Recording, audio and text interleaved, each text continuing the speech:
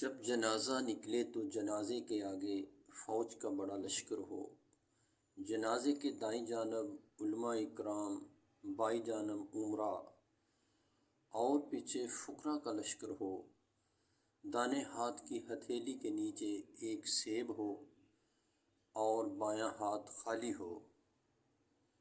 یہ وصیت نامہ تھا عظیم فاتح، جواں ہمت، شجاعت العظما سکندر اعظم کا۔ اب ہم اس کا مفہوم سمجھاتے ہیں۔ فوج کا بڑا لشکر آگے ہے، اس کے باوجود موت آ گئی۔ علماء کا لشکر دائیں جانب موجود ہے، لیکن وہ موت کو نہ ٹال سکے۔ امراء کا لشکر بائیں جانب موجود ہے، لیکن ان کی دولت موت کو نہ خرید سکی۔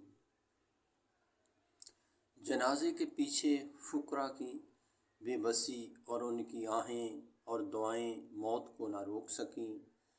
دائیں ہاتھ کے نیچے ایک سیب کا مطلب ہے کہ پوری دنیا کی بادشاہت یا سلطنت رکھنے والا۔